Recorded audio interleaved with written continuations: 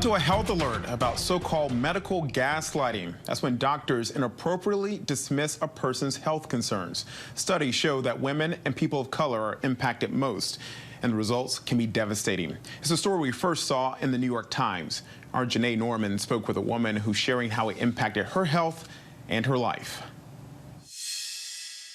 Despite 2 congenital heart conditions, nurse Jenna Reish loves to run. I was probably usually doing anywhere between like 40 miles a week or so. And yeah, it was just a huge part of my life. So when the 35-year-old started to struggle on her jogs, Jenna says she sought help from numerous doctors, several of which she says dismissed her symptoms. I actually had one of the doctors say that for a nurse, I seem to have a really difficult time explaining my symptoms.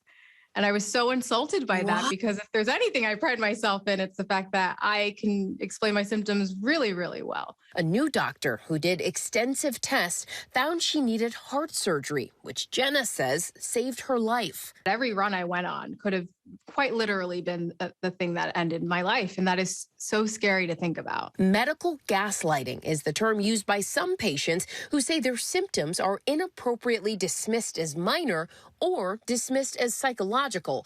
Up to 12 million Americans are estimated to be misdiagnosed every year. Unfortunately, women and people of color are more likely to experience gaslighting from those who are supposed to care for them. And some patients begin to accept this mistreatment as the norm, and some distrust the healthcare system as a whole and then are less likely to even seek care when they need it. On average, some studies suggest women are less likely to receive the care they need, like less likely to get basic tests for a heart attack. Multiple factors could contribute to differences in healthcare among people of color, including unequal access to healthcare and potential biases among medical providers.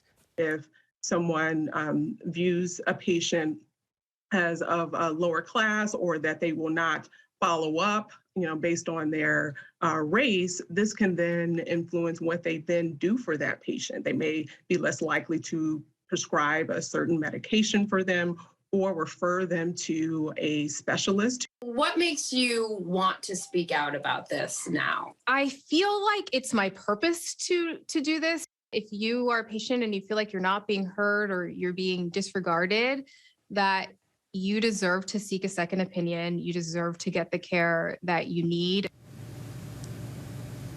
Our thanks to Janae there, who pointed out, as we bring in Dr. Simone Wildes. Dr. Wildes, she pointed out on GMA this morning that woman she profiled, again, a nurse for more than a decade, and her husband, who sometimes she would take to appointments so that doctors would take her more seriously, her husband's a software developer there. So there's a lot to talk about here.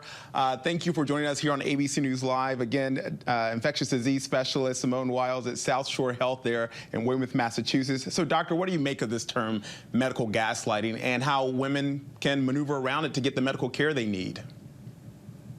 Kenneth, thanks for having me. That's a really great question. I will say that, women tell me a lot of time that they go to the doctor, share their concerns, and they feel that they're not heard. So it's a real phenomena that happens.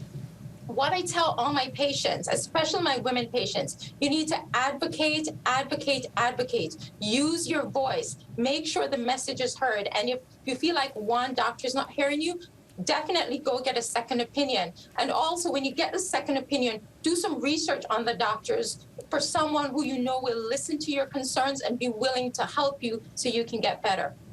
Use your voice. Let's say it again. Use your voice and research. Good information there, good tips there. Doctor, what signs should women look out for when managing their personal health?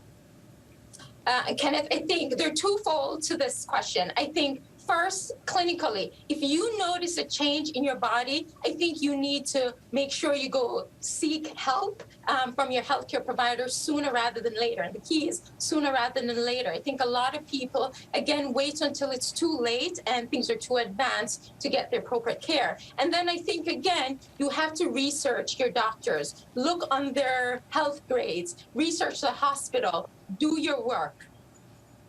And Dr. Wildes, as you know, black women are 3 times more likely to face maternal mortality compared to their counterparts.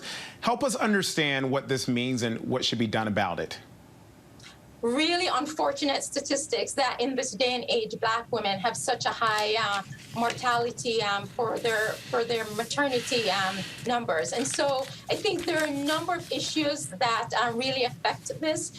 Won't be able to list all of them, but key things: structural racism, implicit bias, not having adequate insurance, having underlying conditions which really affect your health. Really important things that we need to address so that we can get everyone healthy and having Black women have healthy babies. And use your voice. I think I'm going to say that from now on and remind people of that. Dr. Simone Wildes, we appreciate you. Thank you. All right, thank you too. Hi everyone, George Stephanopoulos here. Thanks for checking out the ABC News YouTube channel. If you'd like to get more videos, show highlights, and watch live event coverage, click on the right over here to subscribe to our channel, and don't forget to download the ABC News app for breaking news alerts. Thanks for watching.